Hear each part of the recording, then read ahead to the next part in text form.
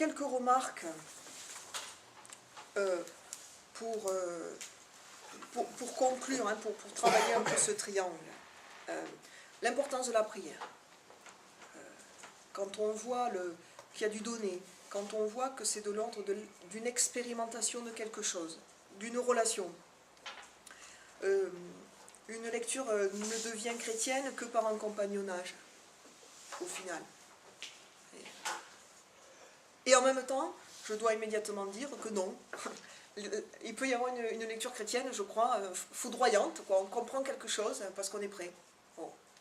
Mais il faut quand même favoriser le compagnonnage dans un des lieux qu'est la prière.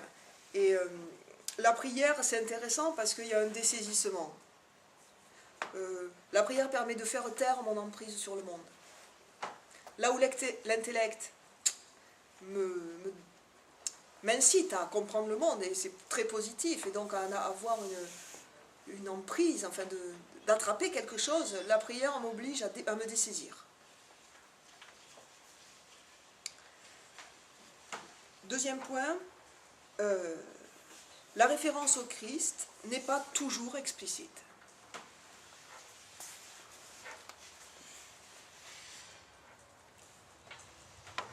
Alors, moi je voudrais bien que Françoise me raconte l'histoire de l'Arche de Noé de hier.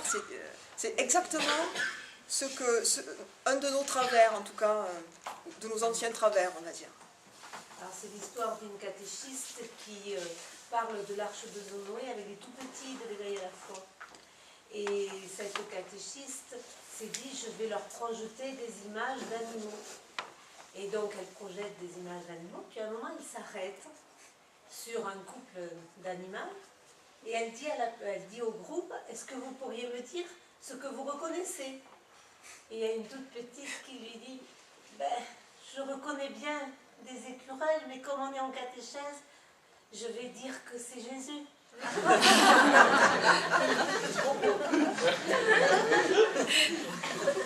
Et bien voilà. Notre tentation, malheureusement, c'est ça. Cette petite avait tout à fait compris notre défaut. Elle avait tout à fait pigé qu'à un moment donné, de gré ou de force, il fallait coller Jésus quelque part.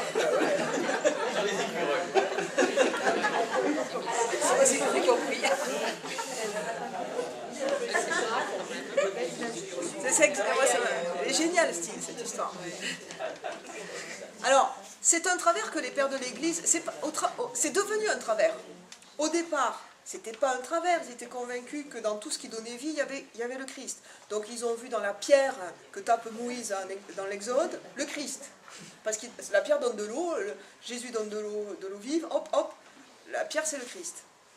Sauf que, à un moment donné, elle a coupé le mouvement, on a coupé cette cohérence interne, et on a gardé des raccourcis rapides, et on voit le Christ partout, et on voit du sens chrétien partout, sans refaire le chemin.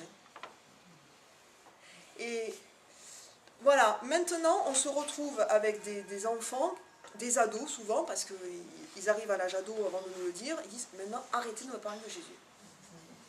C'est un problème, hein. Il faut écouter ce qu'ils disent. Arrêtez, j'en ai ras-le-bol que vous me parliez de Jésus. Ils nous disent quoi? Ils nous disent en gros vous avez mis Jésus à toutes les sauces. Vous avez bouché tous les trous avec Jésus. Et maintenant c'est inaudible. Alors, c'est qu'on est passé quand même à côté de... c'est qu'à un moment donné, il y a un problème. Donc,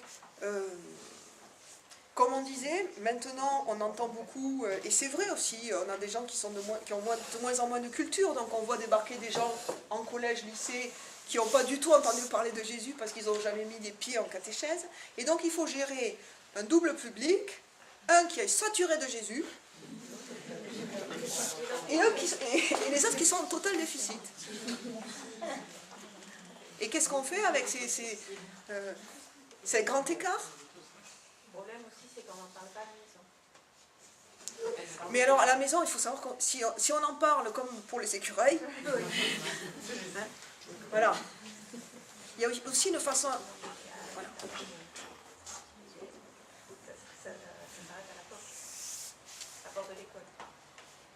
Oui, mais alors, vraiment, hein, moi, à choisir, si c'est plutôt que d'en parler mal, mieux vaut ne pas en parler. C'est mon opinion. Hein, parce que les ados qu'on ne récupère pas parce qu'ils sont saturés, ça fait dommage. Le petit Jésus va te punir. Le petit Jésus va te punir. Bon. On a fait de la Jésus-latrie. Voilà.